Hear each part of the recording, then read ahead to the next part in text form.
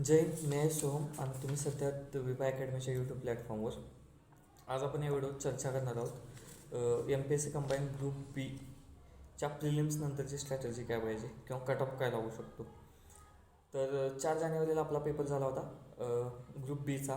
Group सीचा झाला होता 11 जानेवारीला आणि ग्रुप बीची पहिली आन्सर केली होती 12-13 जानेवारीच्या आसपास. त्याच्यानंतर कट ऑफच्या चर्चा सुरू झाल्या आणि 54-55 कट ऑफ लागू शकतो असं अनेकांचं म्हणणं आहे. माझा वैयक्तिक स्कोर आहे 52.5.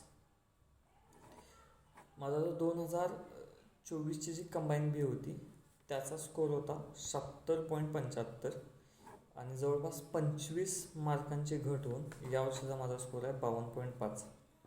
मागच्या वर्षी प्रिलिम्सला one of the top score असूनसुद्धा मला मेन्सला काही करता आलं नव्हतं, कारण मेन्सचा अभ्यास माझा कमी झालेला होता.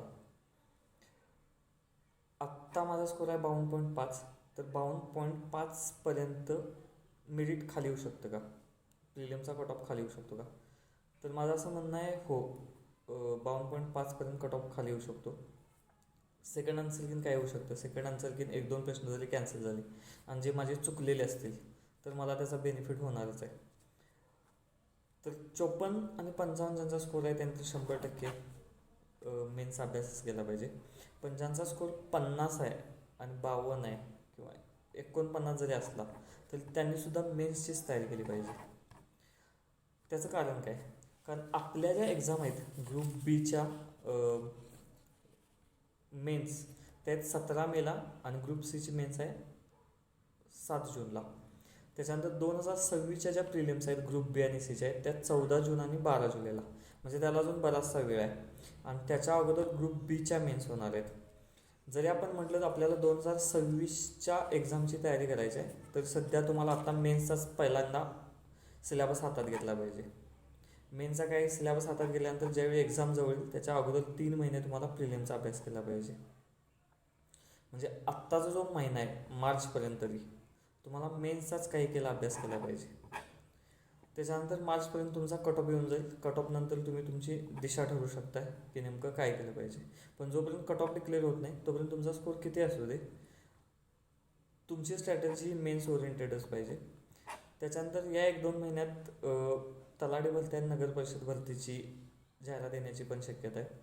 त्यासाठी पण पुन्हा आपल्याला मराठी आणि इंग्रजी वाचावंच लागणार आहे. त्यामुळं कट ऑफचा आणि आपल्या सध्याच्या स्ट्रॅटेजीचा जास्त परिणाम होणार नाही की मी काठावर आहे किंवा मी काठावर म्हणजे काठापेक्षा जास्तच माग आहे किंवा मी एकदम सेफ साईड आहे. माझा स्कोर किती जरी असला तरी मला सध्या मराठी इंग्रजी करायचं आहे आणि मेन्सला जे सब्जेक्ट मला जास्त अवघड वाटतात आत्ता तेच मला आत्ता हातात घ्यायचे आहेत. त्याच्यानंतर मी स्ट्रॅटर्जी कधीही बदलू शकतो आहे. त्यामुळे माझं सांगणं असंच आहे की मार्चपर्यंत तरी, म्हणजे मार्च मिडपर्यंत तरी किंवा प्रिलियमचा कट ऑफ डिक्लेअर होत नाही तोपर्यंत तुम्हाला याच्या मेन्सचाच अभ्यास करायचा आहे. व्हिडिओ आवडला असल्यास नक्की लाईक, शेअर, सबस्क्राईब करा. धन्यवाद.